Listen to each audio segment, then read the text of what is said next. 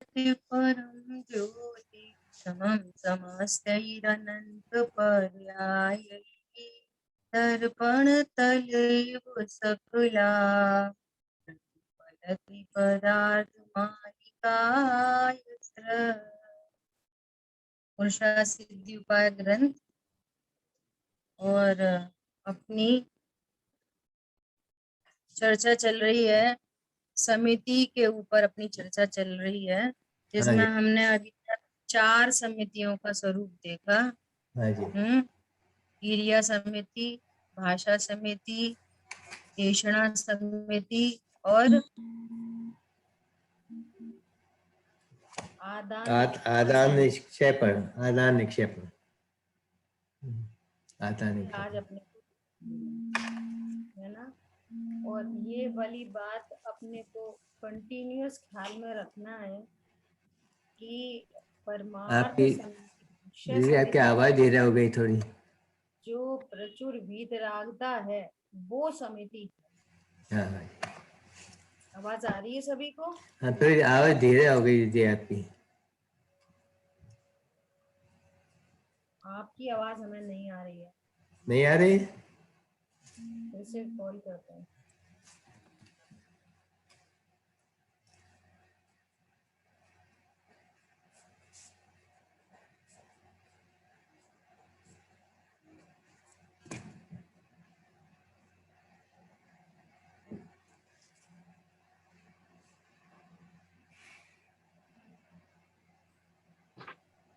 आवाज आ रही है कुशल भाई?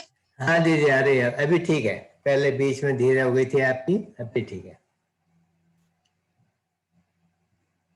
तो बात अपनी चल रही थी कि ये समिति है प्रचुर वीतरागता है, संपर निर्जरा रूप है। हाँ, प्रचुर वीतरागता। इस वीतरागता के साथ में जो शेष राग है उस राग से परिचय दिया जा रहा है। जिनको प्रचुर वीतरागता होती है उनको यदि कोई विकल्प उत्पन्न होता है तो ऐसा विकल्प उत्पन्न होता है। अच्छा, बहुत सुंदर।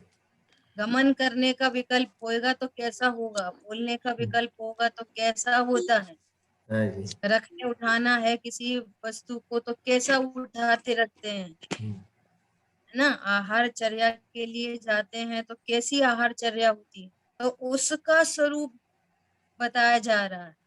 लेकिन हमें वो स्वरूप के माध्यम से वो प्रचुर वीतरागता कैसी होती है इस बात को ज्ञान में लेना। और ये वीतरागता भी किसके आश्रय से प्रकट हुई है? उनके ज्ञान में बारंबार वेदन किसका है कि त्रिकाली ध्रुव भगवान आते, है ना। तो यहाँ से पूरी चर्चा सुनकर समझकर त्रिकाली ध्रुव का लक्ष्य वो यदि मैं भी निज भगवान आत्मा का ज्ञान करूं, ध्यान करूं, तो ऐसी प्रचुर वीतरागता हमें भी प्राप्त हो सकती है ना। ऐसा तो अभी यहाँ पे क्या करें, 393 पेज पे 393 बात आई। हाँ, प्रतिष्ठापन समिति की अपने को चर्चा करनी। देख संभाल कर निर्जीव भूमि पर कफ मल मूत्र इत्यादि का त्याग करना। देखो,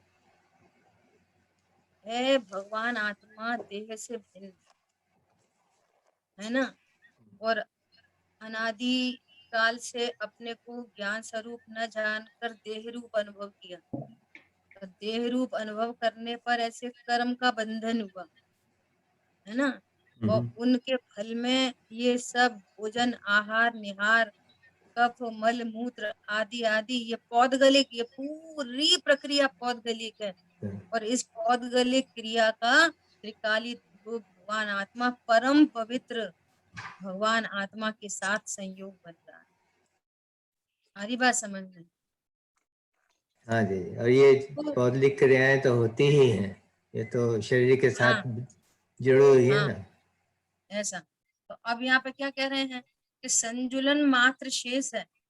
तो भले ये पौधगलिक क्रिया हो रही है और संजुलन कषाय जो शेष है उस कषाय में सहजपने ऐसा यत्नाचार का परिणाम है कि ये जो विसर्जन है इसमें किसी जीव का घात नहीं हो, ऐसा परिणाम उत्पन्न होता है।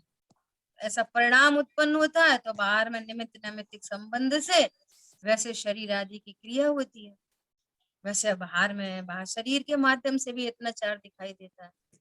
परंतु ये मल मूत्र आदि विसर्जन की क्रिया मेरी है ना, ऐसी कभी अज्ञान शांति नहीं होती। और हम भी मुनिराज को देखें और हम भी ये प्रतिष्ठापन समिति को समझें तो क्या समझें कि ये मुनिराज नहीं, ये संयोग में ऐसा बनाव बना है, तो उस संयोग और संयोगी भावों का ज्ञान हो रहा है। बाकी मुनिराज तो शुद्ध आत्मा। हमारी बात समझ में ऐसा क्या बोल रहे हैं, कफ मल मूत्र है ना, उससे यत्न के भाव हैं। जल में, गीली भूमि में, हरी घास में मल त्याग नहीं करना, जंगल जाना हो, है ना, हरी जमीन में पानी के जीव हों, हरितकाय के जीव हों, वहां मल त्याग नहीं करना। इस प्रकार समितियों का वर्णन किया। इतनी मात्र समिति नहीं है ना, अब मान लिया मल मूत्र आदि के विसर्जन की जरूरत नहीं पड़ रही है ना, 24 घंटे तो होता नहीं है, कभी कभी तो जब नहीं हो रहा तो प्रतिष्ठापन समिति है कि नहीं है? बिल्कुल है, हमेशा है, 24 घंटे है। दोनों तरफ से समझना, जो वीतराग प्रणति है वो सदा मौजूद है। अब वो कषाय उस जाति का कषाय परिणाम नहीं है, परंतु वो संभाल, वो यत्नाचार का परिणाम हर समय मौजूद है।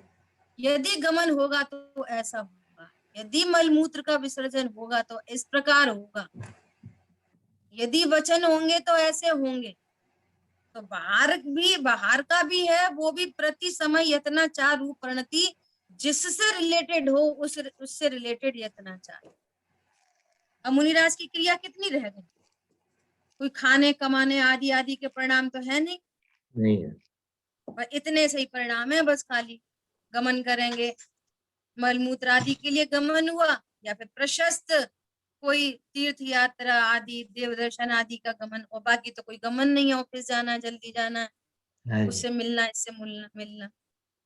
अब बोलने का तो कोई प्रसंग नहीं है, ज्ञान ध्यान तपोरकता, बोलेंगे तो बस इतना बोलेंगे, इतना सा बोलेंगे, ऐसा बोलेंगे, इत मित, इन शॉर्ट इत मित, है ना। आश्चर्य होगी तो ऐसी नहीं होगी, ऐसी आसक्ति नहीं है, वहां पर भी यत्नाचार। तो बाहर में यत्नाचार और अंतरंग में स्वरूप का यत्नाचार। बाहर में अहिंसक आचरण, अंतरंग में अहिंसक आचरण, राग की उत्पत्ति नहीं हो रही, तीन कषाय के अभाव रूप कषाय की उत्पत्ति नहीं हो रही, और शेष कषाय है ना, उसमें भी कैसी कषाय है कि पर जीवों का घात नहीं, दोनों साइड से अहिंसक आचरण, दोनों साइड से यत्नाचार प्रवृत्ति, स्वभाव में भी यत्नाचार, बाहर में भी यत्नाचार, है ना। पर सन्मुक्ता हो तो कैसा यत्नाचार, स्वसन्मुक्त हो यत्नाचार है ही है, बाहर में हो तो कैसी अहिंसा, अंतरंग में स्वभाव के आश्रय से तो अहिंसा है ही है। आ रही बात समझ में। तो इस तरह से समिति गुप्तियों की बात, इस प्रकार समितियों का वर्णन किया। यह पांचों समितियां गुप्तियों के पालन में सहायक होती हैं। ये गुप्तियों के पालन में सहायक होती है, ये वर्ड क्यों आ रहा है, इसलिए आ रहा है कि गुप्ती मतलब कि बाहर से बोलने तो मन वचन काय का निरोध होना, उनको वश में करना, अर्थात जब मन वचन काय का निरोध होता है तो ध्यान की अवस्था बनती है ना, तो वो ध्यान के लिए ये समितियां उसको हेल्प करती हैं, ऐसा समझना। जैसे वहां पर अणुव्रत की चर्चा आई थी ना, 5 अणुव्रत, और फिर गुण व्रत किसके लिए थे, उस अणुव्रत की वृद्धि के लिए। शिक्षा व्रत किसके लिए थे, अणुव्रत की वृद्धि के लिए। ऐसा ऐसे ही ये 5 समिति किस लिए गुप्तियों के पालन में सहायक। जब फालतू बोलना, फालतू जाना, फालतू उठना बैठना, है ना, ऐसा अनर्गल नहीं होगा तो फिर क्या होगा?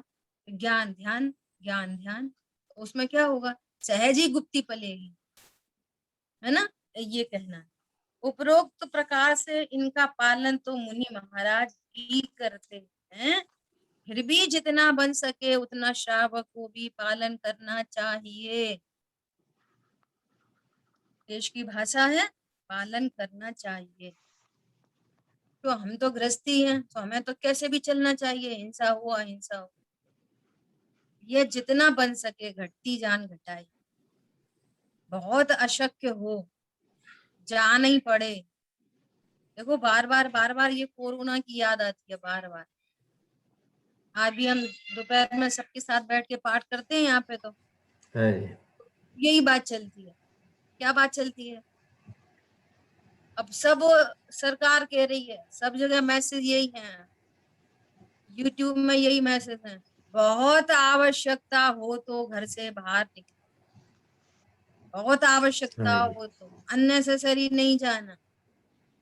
कि फ्रेंड है, एक डॉक्टर है, तो उससे बातचीत की, ये बोली यदि उनकी केयर करने वाले वहां पर हैं तो आपको जाने की जरूरत नहीं। समझ में आ रही है? बहुत जरूरत हो तो बाहर निकलना, तो ये सबको समझ में आ रही है, बहुत जरूरत हो तो बाहर निकले, नहीं तो घर में रहे। परमार्थ में बहुत आवश्यकता पड़े तो बाहर निकले, नहीं तो निज घर में ही रहे, अपने ज्ञान स्वभाव को ही जाने, उसी का आनंद, उसी का लक्ष्य, है ना। यहाँ पे निज घर भिन्न भिन्न है, निज घर यहाँ पर ऐसा क्या बोल रहे हैं? श्रावक को भी इनका पालन करना चाहिए। तत्व ज्ञान, चौथे गुण स्थानवर्ती को भी पालन करना चाहिए।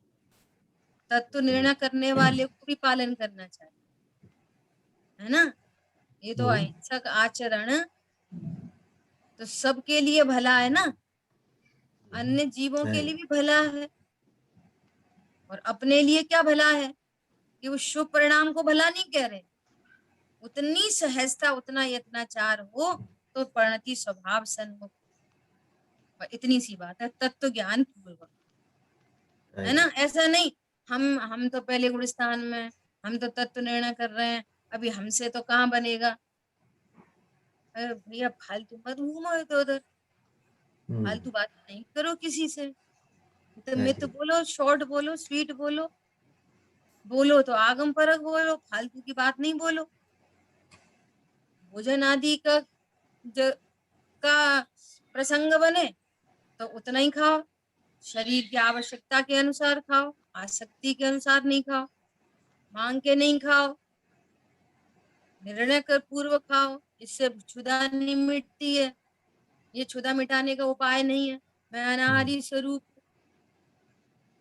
सारे काम निर्णय पूर्वक चलने चाहिए। समझ आ रही बात? ये कोई कॉन्सेप्ट नहीं है, अरे भैया अभी तो अपन को मुख्यता रखो तत्व निर्णय की, बस ये क्या बात हुई? तत्व निर्णय की मुख्यता रखो, बाकी उनमें क्रिया कांड में क्या रखो, एकदम रॉन्ग वे है, एकदम रॉन्ग। ऑल राउंड अप्रोच चाहिए। होता है पाप परिणाम, होता है, चौथे गुण स्थान में भी होता है, पांचवें गुण स्थान में भी होता है, यत्नाचार दोनों गुण स्थानों में होता है कि स्वीकृति है, पर इसकी हमें छूट है, इसकी कोई बात नहीं, ये करना है, ये तो तुम्हारा गलत ट्रैक पे जा रहे हैं, ट्रैक ही गलत है। समझ में आ रही है? पाप परिणाम होते हैं, लेकिन पाप परिणाम का उपदेश, उसके प्रति लापरवाही, ये उपदेश जिन शासन में नहीं है। ऐसा श्रावक को भी देखभाल कर चलना चाहिए, संक्षिप्त और हितकारी वचन बोलना चाहिए, शुद्ध प्रासुक आहार लेना चाहिए, है ना। ये वाली बात सही है कि मुनिराज को नवकोटि से इन सब का त्याग होता है, यथासंभव पालन होता है मुनिराज को, शावक को उनकी उनकी कषाय के अनुसार, है ना। और जो तत्व निर्णय कर रहा है उसको भी ये वाली बात ख्याल में लेना चाहिए। हो नहीं पा रहा इज डिफरेंट, बट मार्ग तो यही, ठीक बात समझ में आ रही है, मार्ग तो यही है। ऐसा ये बिल्कुल नहीं हो सकता कि खाने पीने उठने बैठने में ऐसा ऐसा आचरण हो कि अनंत जीवों का घात हो और कुछ नहीं होता, कुछ नहीं होता। ये जैन शासन का अभिप्राय बिल्कुल नहीं है, आप रॉन्ग ट्रैक पे हो। ऐसा सभी वस्तुएं देखभाल कर उठाना रखना चाहिए। ऐसी पटक दो, ठंडे पानी में गर्म पानी डाल दो, सिंक में गर्म पानी फैला दो, उसके ऊपर ठंडा डाल दो। बिलछन कर रहे हैं पानी की तो कहीं भी क्या बोलते हैं, बर्तन पड़े हैं झूठे झूठे बर्तनों के बीच में ही डाल दो बिलछन, उल्टा सीधा नहीं चलता ये। ऐसा देखभाल कर जीव रहित स्थान में ही मलमूत्र आदि का विसर्जन करना चाहिए। ये वाली बात सही है कि आज बहुत मुश्किल है ये लेट बात तो बहुत मुश्किल है। फिर भी यथासंभव आप कैसे छन्ने का प्रयोग कर सकते हो, तुरंत के तुरंत विलक्षण कर सकते हो, जो कर सकते हो। जो नहीं कर पा रहे, जो नहीं कर पा रहे हैं उसको गलती को गलती स्वीकार करना चाहिए। ऐसा नहीं अब इतना तो चलता है, अब आप क्या करें और कैसे करें, नहीं कर सकते, नहीं कर सकते ना तो कोई बात नहीं, लेकिन स्वीकार करो कि ये योग्य नहीं। उनको वही चाहिए कि हमारे निमित्त से बाहर में एक जीव का घात नहीं। समझ में आ रही है बात? ऐसा इसी प्रकार यथाशक्ति इन सब का शावकों को पालन करना चाहिए, है ना। इतनी बात हुई। अब गुप्ती पे चर्चा हुई, समिति पे चर्चा हुई। अब अपने को आज चर्चा करनी है 10 धर्म। बहुत इंपॉर्टेंट टॉपिक आ रहा है, 10 धर्म, है ना। उत्तम, क्षमा, मृदुता, सरलता, शौच, सत्य, सुसंयम, तप, त्याग, आकिंचन, अरु, ब्रह्मचर्य, सेव, सतत धर्म। अपना श्लोक नंबर है 204, पेज नंबर है 394। क्या बोल रहे हैं? क्षमा, मार्दव, सरलता और आर्जव, शौच, पश्चात सत्य तथा अकिंचन, ब्रह्मचर्य और त्याग और तप और संयम, इस प्रकार 10 प्रकार का धर्म सेवन करना योग्य है। 10 प्रकार का धर्म। अब प्रश्न है कि धर्म किसे कहते हैं और धर्म कैसे प्रकट होता है, और फिर ये 10 धर्म जो बात कही जा रही है, क्या धर्म 10 प्रकार के हैं? 10 प्रकार से प्ररूपण है। हाँ, 10 प्रकार से प्ररूपणा है, 10 लक्षण है, जिनकी परिणति में, जिसकी परिणति में धर्म होता है, उसकी परिणति में ऐसे लक्षण दिखाई देते हैं। क्षमा दिखाई देती है, मार्दव दिखाई देता है, आर्जव दिखाई देता है, सरलता, सत्य, शौच, संयम, ऐसे परिणाम है ये आत्मा की अमूर्तिक पर्याय है। अमूर्तिक आत्मा के आश्रय से प्रकट होने वाली आत्मा की अमूर्तिक आनंदमयी परिणतियों का नाम धर्म। क्या बोला? धर्मी के आश्रय से, धर्मी के आश्रय से प्रकट होने वाली धर्ममयी परिणतियां, है ना। धर्मी मतलब त्रिकाली ध्रुव भगवान आत्मा धर्मी।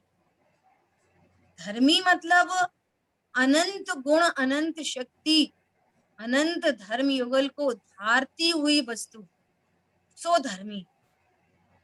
क्या बोला? अनंत धर्म, अनंत शक्ति, अनंत गुणों को धारती हुई वस्तु, तो धर्मी। इस धर्मी के आश्रय से प्रकट होने वाली पर्याय, उसका नाम है धर्म। अब ये धर्म कौन सी परिणति है? धर्मी के आश्रय, मतलब आश्रय का मतलब क्या है? बोलो, कौन बोलेगा? धर्मी के आश्रय से, तो आश्रय से कैसे कैसे आश्रय होता है?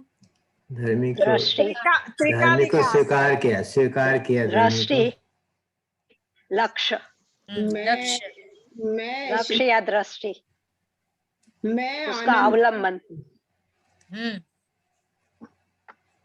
बोलिए बोलिए। हाँ, मैं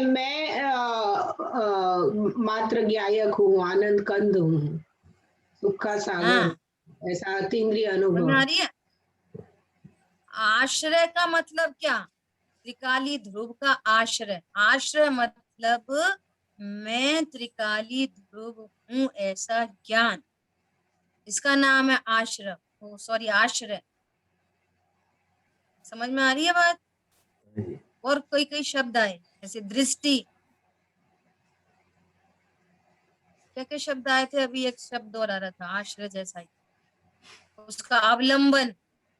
तो कैसे अवलंबन कैसे लेना? त्रिकाली ध्रुव का अवलंबन कैसे लेगा? बोलो, कौन लेगा त्रिकाली ध्रुव का अवलंबन? त्रिकाली ध्रुव का आश्रय कौन करेगा और कैसे होगा? ज्ञान गुण के पर्याय करेगी। हाँ, ज्ञान की पर्याय त्रिकाली ध्रुव का अवलंबन करेगी, आश्रय लेगी। तो आश्रय लेने पर, अवलंबन लेने पर वो क्या करेगी? कि मैं ऐसे ऐसे ऐसे आश्रय लेगी, ऐसा कुछ यही मानेगी कि मैं त्रिकाली ध्रुव ज्ञायक। ऐसा, बस। आश्रय का मतलब यह मैं हूँ, मैं त्रिकाली ध्रुव हूँ, इसका मतलब है आश्रय। मैं त्रिकाली ध्रुव हूँ, इसी का अर्थ है अवलंबन। और एक शब्द आया था लक्ष्य, है ना? अभी आप में से किसी ने बोला लक्ष्य। मैं त्रिकाली ध्रुव हूँ, इसी का नाम है लक्ष्य कर। समझ में आ रही है बात? एकदम इजीएस्ट वे। अवलंबन में ज्ञान करेगा क्या? लक्ष्य होने पर ज्ञान करेगा क्या? What to do? अपने आप को सर्वज्ञ मानेगा, जीव कि मैं ही हूँ, जानेगा, मैं ही त्रिकाली ध्रुव हूँ, ऐसा जानेगा। हाँ, जो ज्ञान अब तक अपने को शरीर रूप अनुभव कर रहा था, लड़का लड़की अनुभव कर रहा था, 10 साल का, 50 साल का, 70 साल का, ऐसा अनुभव कर रहा था, अब वो ज्ञान उन सब की नास्ती होते हुए और स्वभाव की अस्थि होते हुए इस ज्ञान ने आगम युक्ति से निर्णय किया है कि मैं त्रिकाली ध्रुव, मैं परिपूर्ण हूँ, मैं परम अकर्ता हूँ। बस इसका नाम है ज्ञान ने आश्रय ले लिया, एक निर्णय पूर्वक लिया और एक अनुभूति पूर्वक लिया। और जिसने निर्णय में आश्रय लिया है तो उसको अनुभूति प्रकट, मैं कौन हूँ। समझ आ रही बात? हाँ, ज्ञान कह रहा है मैं धर्मी हूँ, तो सब में ज्ञान और ऐसा विश्वास। सुनो, दृष्टि कुछ नहीं करती, ज्ञान निर्णय करता है।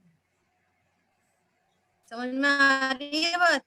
ज्ञान ये निर्णय करता है मैं त्रिकाली ध्रुव हूँ, तो श्रद्धा वहां पर यस करती, ऐसा। और उसी समय सम्यक चारित्र की प्रणति उत्पन्न होती है। तो धर्म नाम से जो प्रसिद्ध है वो सम्यक चारित्र की प्रणति धर्म नाम से प्रसिद्ध। क्या बोला? चारित्र की शुद्ध प्रणति है वो धर्म नाम से प्रसिद्ध। ये क्षमा, मार्दव, आर्जव, सत्य, सौ, संयम, तप, त्याग, किंचन, ब्रह्मचर्य, ये जो परिणाम है ये सम्यक चारित्र की प्रणति, ये ज्ञान श्रद्धा की नहीं। क्या बोला? चारित्र की प्रणति है, तो इसको बोलते हैं साक्षात धर्म। साक्षात धर्म, चारित्रम खलु धम्मो, साक्षात धर्म। और इस धर्म का मूल है, मूल, इस धर्म का मूल क्या है? रत्नत्रय परिणति, सम्यक दर्शन। दंसण मूलो धम्मो, है ना। अपन को आगम के ये वाक्य तो एकदम याद होने चाहिए। चारित्रम खल्लु धम्मो, है ना, नियम 4 में चारित्रम खलु धम्मो और दंसण मूलो धम्मो। तो सम्यक दर्शन धर्म का मूल है। हाँ जी, क्या बोला? सम्यक दर्शन धर्म का मूल है और सम्यक दर्शन का कारण वेद विज्ञान है। क्या कहा? सम्यक दर्शन और का वेद विज्ञान उसे कहते हैं जिस ज्ञान में मैं ज्ञायक हूँ ऐसा ग्रहण होता है। हाँ जी, समझ में आ गई बात पूरी? हाँ जी, हाँ जी दीदी। धरती के आश्रय से प्रकट होने वाली परिणति, सो प्रकट होने वाली परिणति मतलब सम्यक चारित्र, साक्षात धर्म है और इस धर्म का मूल सम्यक दर्शन है। और सम्यक दर्शन भेद विज्ञान पूर्वक होता है और भेद विज्ञान उसको कहते हैं जो ज्ञान कहता है मैं ज्ञान। एकदम स्पष्ट इक्वेशन, क्लियर? बहुत सुंदर। ऐसा है ना।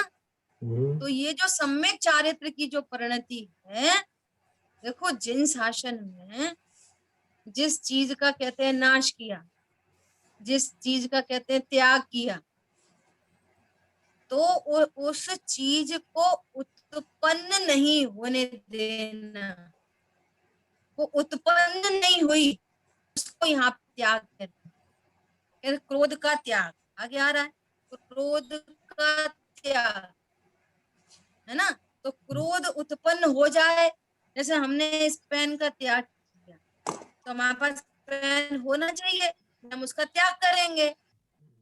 अरे बात समझ में? तो पहले क्रोध होना चाहिए फिर उसका त्याग करेंगे। उसका नहीं होना ही त्याग है। हाँ ऐसा। अब जो क्रोध उत्पन्न हो गया उसका क्या त्याग करोगे? वो तो उत्पन्न हो गया और उससे रिलेटेड जो कुछ भी होना जाना वो तो हो ही गया, उसका क्या त्याग? उसमें कोई कोई वो समय भेद नहीं है ना। तो जो उत्पन्न नहीं हुआ उसका नाम है नाश किया, जो उत्पन्न नहीं हुआ उसका नाम है त्याग हुआ। ऐसा यहाँ पर बात है। अब प्रश्न ये है कि क्रोध का त्याग करके क्षमा धारण करना उत्तम क्षमा नामक पहला धर्म है ना। उत्तम शब्द इंडिकेट करता है सम्यक दर्शन सम्यक ज्ञान को, और सम्यक दर्शन सम्यक ज्ञान पूर्वक जो क्षमा है, जहां क्रोध की उत्पत्ति नहीं हो रही। ऐसा नहीं क्रोध उत्पन्न हो रहा है और हमने तो क्रोध नहीं किया क्षमा किया, उसका नाम यहाँ क्षमा नहीं है। क्या बोला? हाँ, क्रोध की उत्पत्ति नहीं हो रही है, वहां पे क्षमा की नहीं रही, वो क्षमा सहज चल रही है, उसका नाम क्षमा। अब प्रश्न ये है कि ये क्रोध क्या चीज है? क्रोध किसको कहते हैं? आत्मा की अरुचि। ऐसा। क्रोध किसको कहते हैं? आत्मा की अरुचि सो क्रोध है। जैसे पवन जय को अंजना को देखा, देख के रहा नहीं गया और पीछे पड़ के शादी करो शादी करो। तो अब 3 दिन के अंदर ही शादी का माहौल बनाना पड़ा और फिर अभी शादी हो ही रही है कल परसों, तो भी इतनी उत्तेजना इतनी एक्साइटमेंट के मुझे अभी मिलना है, अभी देखना है, अभी देखना है। और छिपके देखने गए तो वहां पे मस्ती मजाक चल रही और फिर वो वचन सुन लिए कि उसकी सहेली चिढ़ा रही थी उसको कि पवन जैसे तो सुंदर वो था वो था वो था, और वो मौन रह गई। तो उनको अपना क्या लगा? अपना अनादर महसूस हुआ। ईगो आ गया। हाँ ईगो आ गई, अच्छी भाषा है ना। ईगो को ठेस तो पहुंची। हाँ, और बस छोड़ के चले गए। बोलो अभी आप देखो कि कहाँ तो एक पल चैन नहीं पड़ रहा, और कहाँ ऐसा तीव्र परिणाम कि अब उसको देखने का भाव नहीं। बोलो। तो इस ऐसे ही यहाँ सारे सारे, कल पता है कल क्या हुआ, मैं सुबह की क्लास में भी इस बात को शेयर किया, अभी फिर आपके साथ शेयर कर रहे हैं। कल क्या घटना घटी कि कल यहाँ मंदिर गए तो बहुत सुंदर, बहुत एकदम भव्य मंदिर है, 24 विराजमान है, नंदीश्वर दीप का मंदिर है, और वो थोड़ा सा आउटर में है शहर के, तो वहां पर ज्यादा रश नहीं, वो अपने घर से भी बहुत दूर नहीं। तो वहां दर्शन करने गए, एक बहुत बुजुर्ग लेडी वहां बैठी और पूजा करते, इतनी बड़ी थाली में बहुत सारे अर्घ वगैरह ये लेके, ये पानी वो सब ऐसा ऐसा लेके, जल चंदन वगैरह सब लेके बैठी, 3-4 जिनवाणी रखी थी। पूजा करते करते उन्होंने टोका, कहाँ से आए हो आप लोग, कहाँ के हो? हमने कहा इधर ही के ही हैं। कि नहीं बाहर के लगते हो, यहाँ तो देखा नहीं आपको। लेडी होगी कम से कम 70+, है ना। तो फिर वो बोली कि अभिषेक ले लो, अभिषेक ले लो। तो मैं बोला कि ठीक है अम्मा जी ठीक है। अरे नहीं नहीं, सोने की प्रतिमा का प्रक्षाल है ये। और समझ में आया, ये ऊपर जो पत्थर की प्रतिमा उनका नहीं है, ये नीचे सोने की प्रतिमा का प्रक्षाल है, और ब्रह्मचर्य को ले रखा है। सब विकल्प आया बाद में।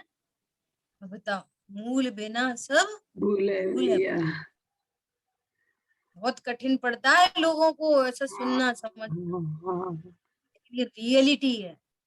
बोलो, अभी मूर्ति से मूर्तिमान नहीं दिख रहा, वो सोना दिख रहा सोने है। की मूर्ति, पत्थर की मूर्ति, स्फटिक मणि की मूर्ति दिख रही है, वहां मूर्तिमान नहीं दिख रहा।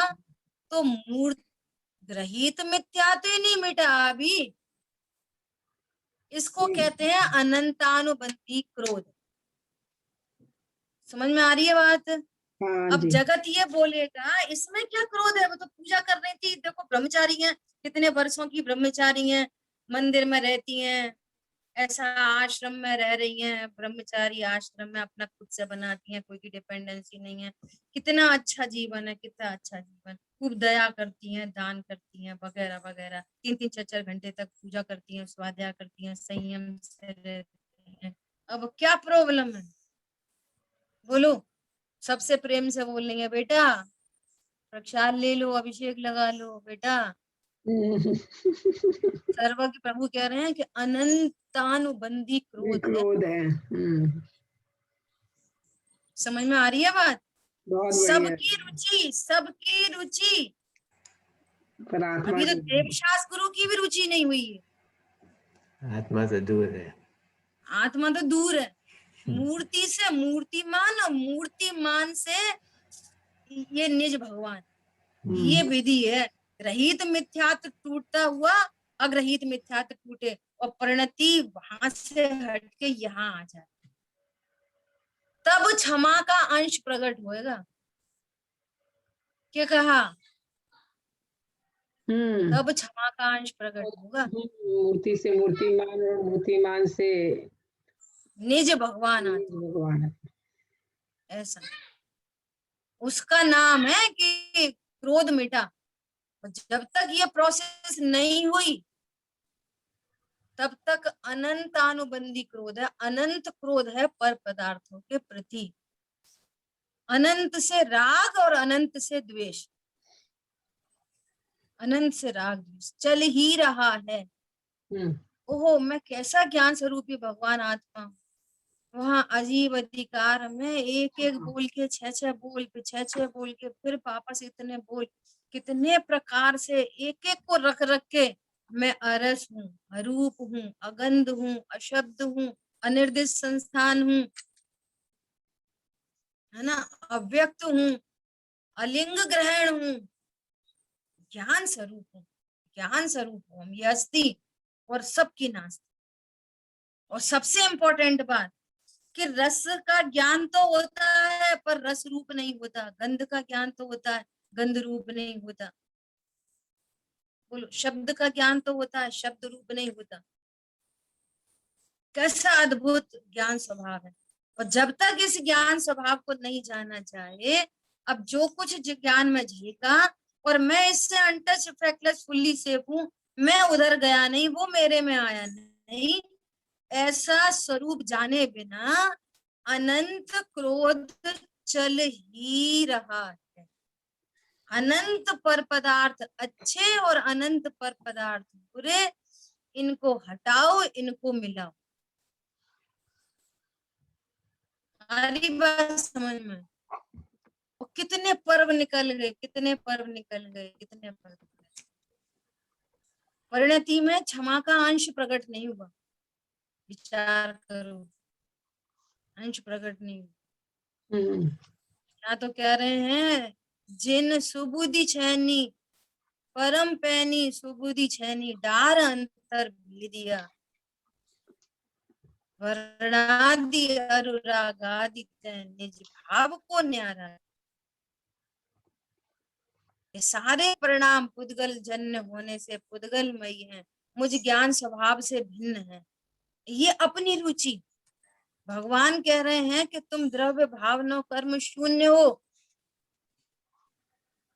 द्रव्य भावना कर्म शून्य हो। और ये ज्ञान कह रहा ऐसा मेरा अद्भुत स्वरूप है, मैं वर्तमान में शरीर रूप नहीं, संयोग रूप नहीं, कषाय रूप नहीं होता, ऐसा अद्भुत स्वरूप है मेरा। और वो ज्ञान पॉजिटिव अप्रोच होता है। समझ आई बात? ये है क्षमा प्रकट होने का उपाय। धर्मी को जाने बिना धर्म कहाँ से होए, धर्म कैसे हो परिणति में। एक बात और शेयर करते, सुबह की चर्चा की, फिर आगे बढ़ेंगे। राग की बात चल रही थी कि जीव कैसा है, राग रहित होने से। जीव में राग नहीं, राग पुद्गल जन्य होने से, जीव का नहीं, ऐसी पूरी चर्चा। तो चर्चा हुई राग मतलब क्या, पर पदार्थ को, किसी भी वस्तु को, किसी पदार्थ को भला जानकर चाहना, सो राग। अब बोलो, निर्णय करो कि मेरे लिए क्या भला है और क्या बुरा है, क्या भला है बोलो।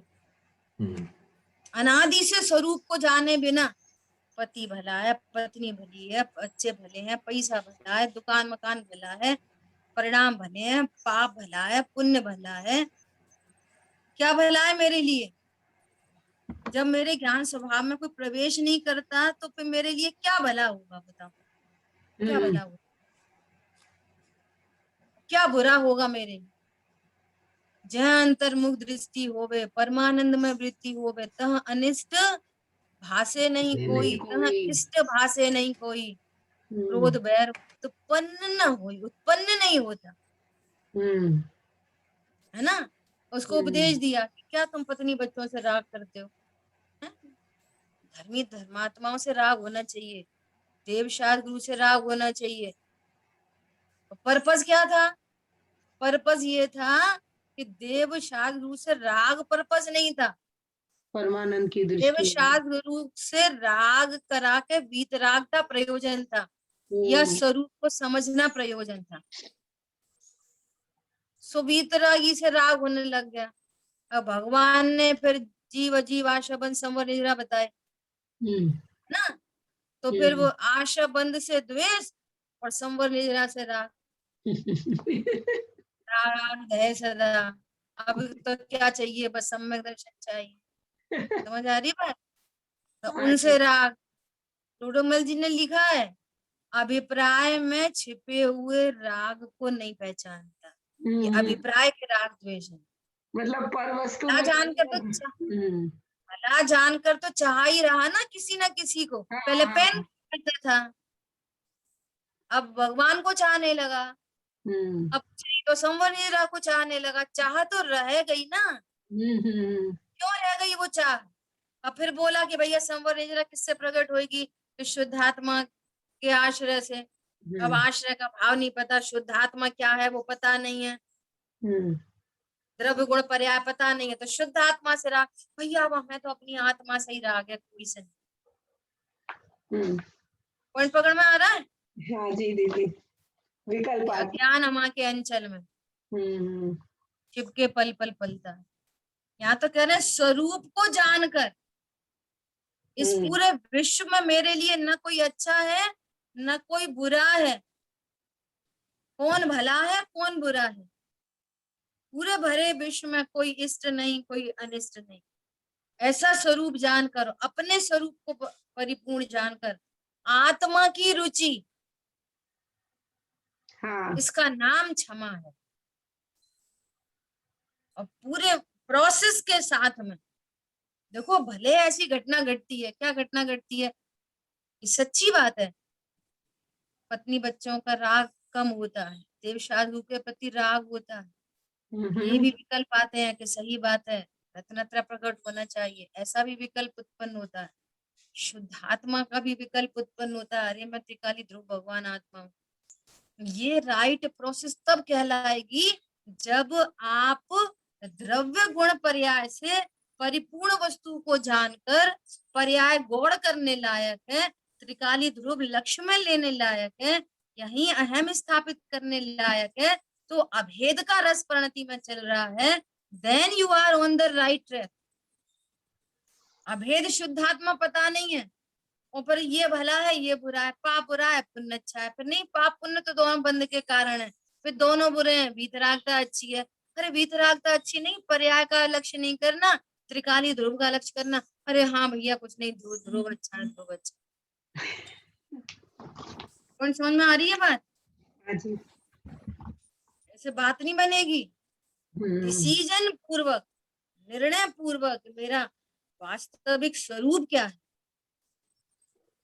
उसके आश्रय से, ज्ञान स्वभाव के आश्रय से, मतलब जो मेरा ज्ञान स्वभाव है उसका भी स्वभाव कैसा है, विश्व के ऊपर तिरता हुआ पदार्थ, स्वपर प्रकाशक ज्ञान का स्वभाव है, लेकिन पर रूप नहीं होता, ऐसा ज्ञान स्वभाव है भगवान आत्मा, सॉरी उल्टा हो गया, ऐसा भगवान है ज्ञान स्वभाव।